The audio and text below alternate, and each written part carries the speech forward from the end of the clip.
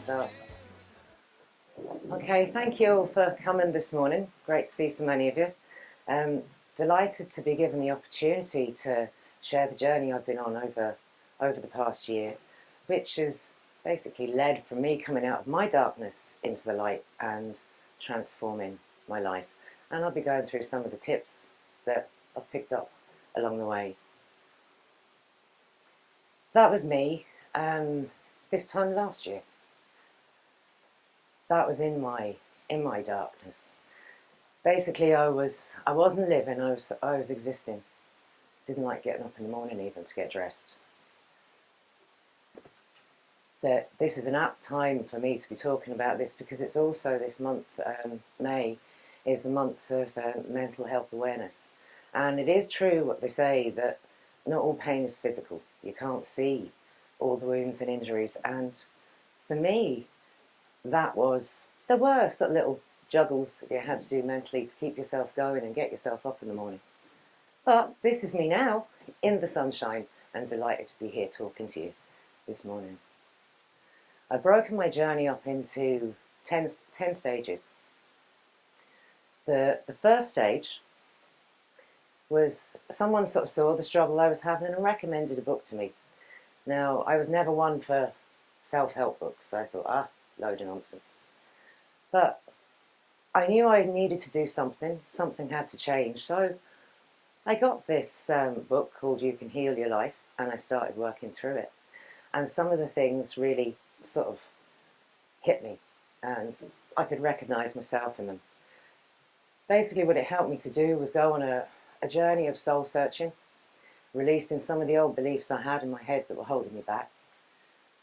Own worst critic all the time. We can all do that, but mine was to the extreme. Believing that you actually deserve good in your life and that you can achieve. It helped me to change the way that I was thinking. I'm going to touch on positive affirmations later on, but you hear them bandied about, but I'm living proof that they work because they help me turn my way of thinking around. Living in the now, it helped me to do that instead of being happy when I've lost 5 stone or 6 stone or when something else has happened, like I've moved house or the neighbours have changed. I'm happy now, learning to appreciate what you have in your life at the moment, even the simple things like the people that are around you. And negative thoughts, I've had proof of that. The negative thoughts do attract a negative outcome.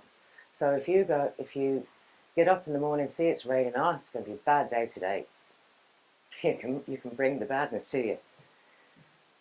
Before I started this part of my journey, my mind and heart were closed off. I thought, there was nothing you could do.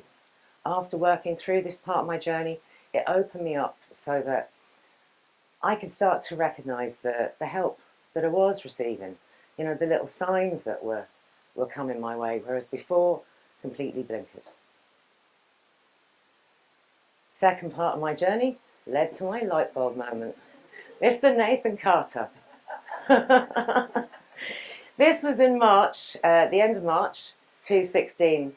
I was dragged to my first concert because I didn't want to be seen. I didn't want to get dressed up. Anyway, went to the first concert and I wanted more then, went to a second and I just felt like I got hit with energy just in my gut. And after I'd met him, I turned around to my friend and walking out, I said, you know what?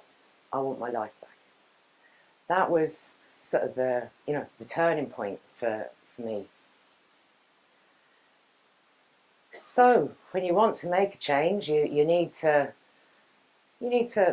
look and to try and gain some information, some knowledge on whatever topic it is. It doesn't just have to be weight loss. This can be sort of applied to any goal that you have. In my case, it was the weight loss because that's what I believed was holding me back.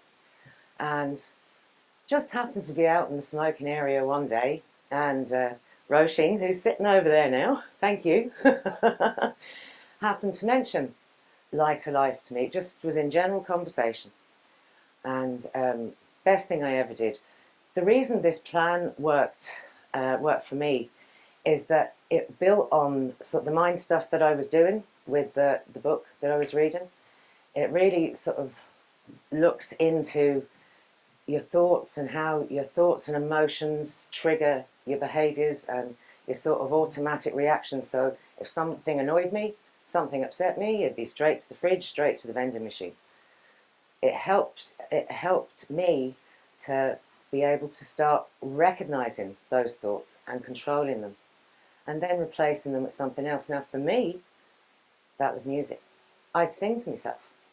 And I'd sing to myself, that feeling that I get when something annoyed you, that be just rising up within you, that would want me to go to the vending machine. The time I finished singing, that feeling was gone, and then I was ready to consider my options into what I was going to do with the situation. It also helps you recognise, we all have these little voices in our heads, things, sentences that are going round and round again, like you're maybe, oh, they're not going to like this or they're not going to like that. And sure, if you have yourself convinced that that's the case, then that's the outcome that you're attracting. So this really sort of drills into the mind work, which I'll go through. There was a plan. Obviously, food was part of my problem. So taking that out of the equation, going on to this particular plan, it helped me not to have to think about the food bit and to work on me. And anyone that does know anyone that's interested in themselves, there is an open day in Lighter Life in Navan coming up on the 20th of May. So that's that little plug done. But it's a brilliant plan. It's helped me turn my life around. The next part of my journey, as you have goals, and mine felt like a mountain. So celebrate the little successes. This song was important to me. It was the next part of my journey, which was movement, all about movement. And just being so delighted that I was able to walk around, to move around. So grateful for the little things that happened. One of the first things, I went and had another picture. 6.5 stone later, it's my phone that he's holding, and he was looking at the phone, looking at me. Nathan Carter tells you look amazing, you start to feel it. So movement was the next thing, because, like I said, I was so grateful just to be able to walk around, get up out of bed without having to use a crutch, because that's what I was using. I wanted to be able to jive. I was going on holiday. I booked a sun holiday because I could see that I was going to be able to enjoy it, whereas instead other sun holidays would be hiding away. A friend of mine recommended this jiving class in Carrickmore Cross, been to before, was meant to be coming with me, let me down the last minute, and I was standing outside of the hall. I said, oh, please, God, give me a sign. And that tune that I just played for you, Nathan Carter, Banks of the Roses, came blaring out. I said, oh, blessed by Nathan, I'm going in. So that was celebrating successes. You continue to do that because you'll have, little successes on the way instead of just waiting to achieve, that big milestone. Simple things for me. I have a picture of a seatbelt there. That's I hadn't flown for a couple of years. Luckily, the lads in the UK used to come over and see me. I'd have all sorts of excuses why I couldn't travel, but that was because the seatbelt wouldn't fit me, and I didn't want to ask for an extension. The first person, he's not here today, first person I flew with after I lost weight was Les Bridge, and I was complaining about the room before on the flights, and I sat down and I said, oh my God, look at how much room I have. And Les is looking at me. He's, oh, I'm delighted for you, Olivia. I said, hold on. Tabletop. Oh my God, look at it. Before it was sitting here. So these are the little things like that keep you going. More success. There's me jiving in the sunshine. That's my jive teacher. Me in the skinny dipping video. Nathan Carter's skinny dipping video. And obviously me, Nathan again. He's been brilliant support. Every time I see him, he'd be asking me how I'm doing. So, he's one of these that's sort of really interested in his fans. Now, you've had all the little first successes, like Even simple things are getting in and out of the bath without any trouble. All of those are happening. How do you keep the motivation going? Well, for me, it was through the dance, and it does. I find, for me personally, for someone else, it could be running, it could be some other sport. Um, but for me, I find it's every day I'm still grateful because I remember what it was like not to be able to do it. So that keeps me going. So there's where in October I got to 8.5 stone lighter. I'd actually come away from that holiday losing 8 pounds, even though I was allowed to eat. But jiving every day. The next stage, my journey, involves. It's not only you. It's not only you that that this touches, and again, it doesn't have to apply. Just be weight loss. You could have something in your head that there's a promotion you want to go for. There could be like an idea that you want to get off the ground. It could be anything. This is to achieving goals. It could be other dreams that you have. But obviously our behaviour and sort of how we're feeling and how we react to certain situations, that affects people around us. In my case, that's my mother. Meeting Mr. Carter. She was delighted just to have her daughter back because she felt I'd been hidden away. Friends. My friend, one of my friends, the one that dragged me to my first concert, was there when I had my first picture taken with Nathan after I'd lost 6.5 stone. And she was sort of moved by it all. She wrote into the fan club and sort of I got on the newsletter. So I'm famous. My picture was on it too. Workmates, now what can I say? There's a few of you in here today that have been such a support. And every week going through to reception, that was my first port of call. And asking me how I was doing, encouraging me. And there's so many that have done that, which that's also important to keep you going. It's important, no matter what your goal is, what you're aiming to achieve. Don't be afraid to ask. Don't be afraid to ask for help and talk to other people. For me, as part of the plan, I met some other women that started around the same time as me. Call ourselves three amigos. We kept each other motivated along the way, and you are going to have days that, not to say everything in the garden isn't always rosy, you are going to have little days, but you get the support from others that are going through the same or that lift you with sort of like their positive words. And we have a WhatsApp group that we're still active in today. So, and that was me at a photo shoot, me that hide behind the camera. You'll be seeing me again because it'll be going to press soon. I really will be famous. The next part of my journey now, this is really the important part I'm going to run through with you. I'd said to you a lot of this was to do with working with the head stuff. To me is one of the most important things. It's being able to, first of all, identify your triggers, like what makes you behave in a certain way. And I actually had something, I'll not say what it was, but something that happened to me at work last week that had me, the feeling was coming up. I said, oh, I need something. And then I just stop. What you do? Look at how far you've come. You don't need that. And it's enough to stop, to recognize this is the trigger. This is what normally, but I'm not letting anyone dull my sparkle. So I'd work through what we'd call, and this is one of the strategies from Light to Life, it's like the stop technique. You basically take a step back, you stop those thoughts going around, whizzing around in your head. Stop. Think for a moment. And then see what your options. Are you really going to go to the vending machine and get chocolate? Is food the problem? Is it going to be the solution? No. You're going to feel any better after it? Is the problem going to have gone away? No. So you work through your options, and then you're more likely to choose a response that's going to work as opposed to something that's just going to get you into a cycle.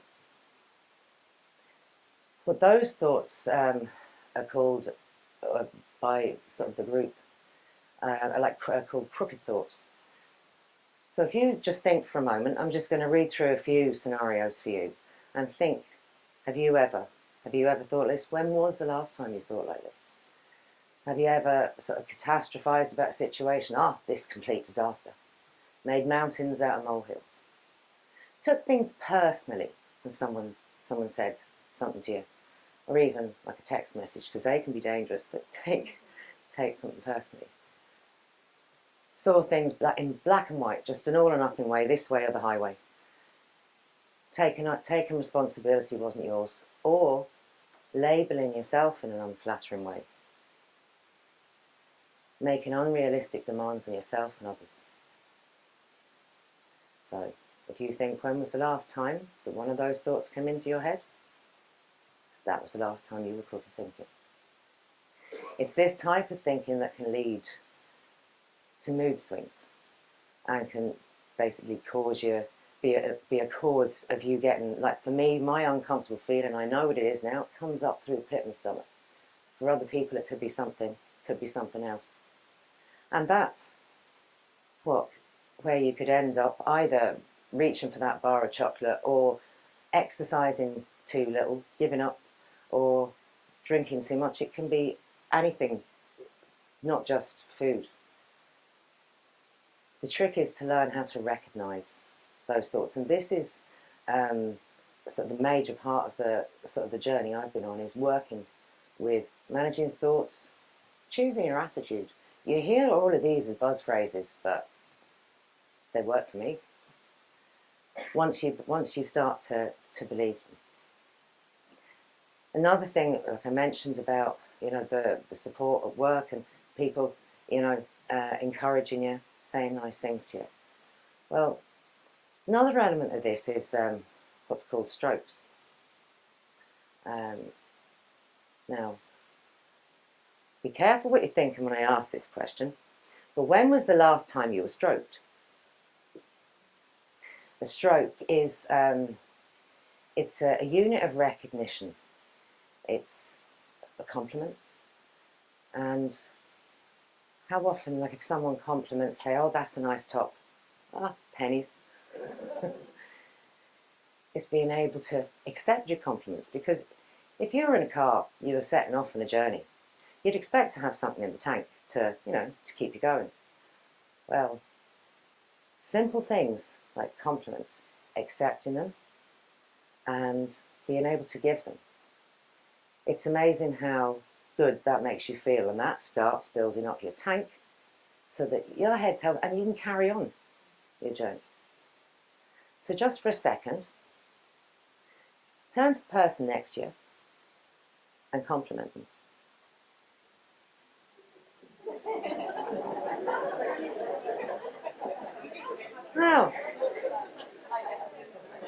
Now how does that make you feel? Oh. How does it make you feel? You see, there's laughter in the room, so there's a bit of a feel-good factor going on. So when you see someone and you think they're wearing something nice, or they talk in a good way, tell them. Don't hold it back. And when you receive a compliment, Jesus, thanks a million. And that's what I started to do when people were complimenting me. And, "Oh, geez, you look great." I feel it. Thank you, thank you. No harm in accepting a compliment. So the quote here that I have from Shakespeare, and it is true. I found it to be true. There isn't anything that's good or bad. It's our thinking that makes it one way or the other, because it's that whizzing round and round and round in the head. Okay, the final part of my journey, which I also believe is an important part, is giving thanks and gratitude. Like I mentioned, like all the the little successes I had, but I was also, every time something, "Oh, thank you," just even if there wasn't anyone there, and being so happy for the good that was coming in to my life. And the more I seemed to be, the more that happened. Changing the way you think, choose in your attitude and how you handle situations. Little example, back in February, I decided, I wanted to get some rose oil. Found out that the Absolute stuff was something like €70 for a little tiny bottle, so I ordered the alternative. I went shopping, treated myself to these lotions and potions, rose ones in Holland and Barrett's, ended up going home without them. I'm back the next day and thinking, they might still be in the trolley or whatever. Obviously they weren't. So I could have got annoyed, but I chose to believe it was coming up to Valentine's Day, and someone that couldn't afford to buy their partner a present came across that, and someone's had a great Valentine's Day. The next day, I got a phone call from the chemist that I placed an order for the cheaper version of the rose oil. Oh, Olivia, they sent us in the wrong one. They've sent in the Absolute, the €70, but it's on the SKU for $7.95, so that's what we can sell it to you for. Putting the positive out there, you get it back. So, but thanks and gratitude. So with me, as I explained, like for me, it was Nathan was that spark that started me off, and he's been with me along through the journey. So I wrote him a thank you. I'm not going to read it because I'll only start getting emotional.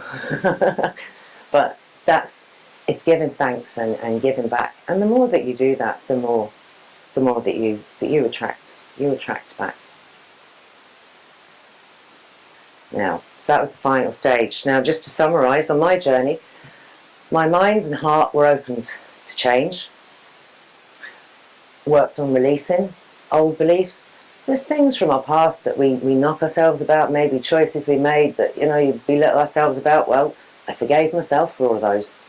You only do what you know best to do at the time.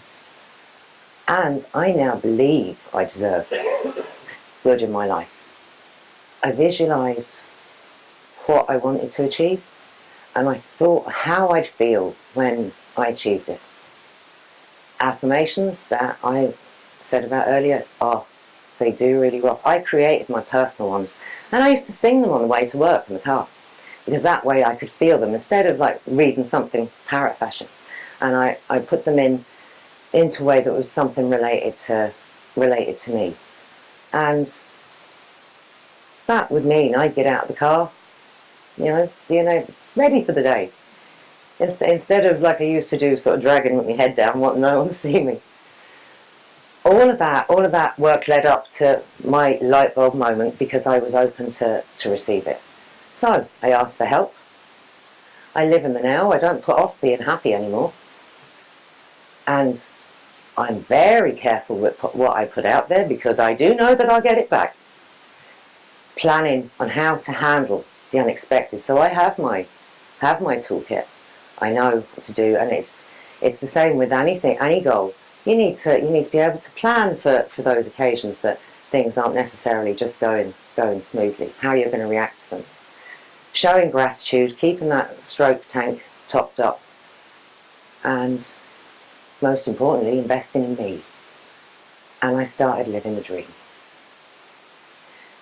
I do have a final message for you, but before I do, just to open to any questions. Thanks a million. I feel it.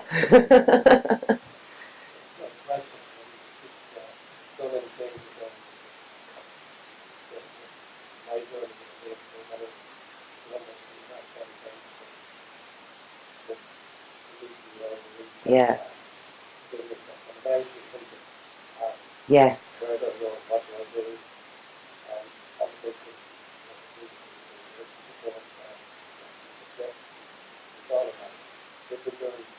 Yeah.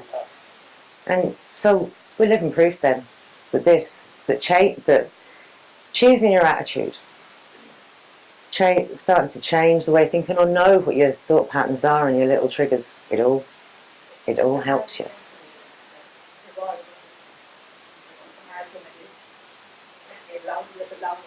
The hardest one. Well, I wouldn't say it was hard, but it was. I just want, because my mind was in the right place. if it hadn't been, then whatever plan I was doing, you know, if my head was in the right place. But I think the part that now that I need to work on more is the next part of my journey that I've started, and that's management. Managing your changes and keeping it going. But what I find with me is, and that's why I still have it, it's that injection of music for me, music, dance, movement, to keep, really does keep some of my spirits up. But last night I was at like a driving do, and I was up at 5:30 this morning to be here. So the old Olivia, not a hope. I wouldn't have been able to do that. So, but yeah, it's the management. But this is something that's life-changing and that I'm always going to have to be, working with. And I don't mind that one bit, because it has helped me see life in a different way, definitely. So, this is the final message that I want to leave you with. I choose to make the rest of my life the best of my life. What do you choose? And I think no one can say it better than Mr. Carter.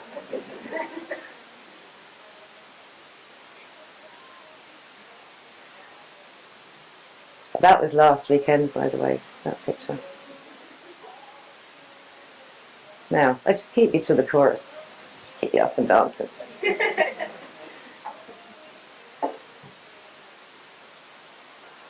Here it comes.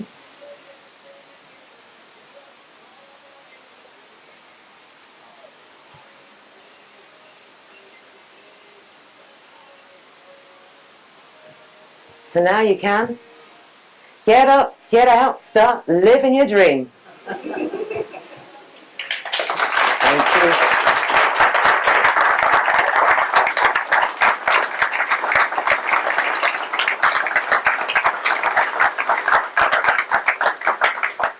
Thank you. Thank you for listening.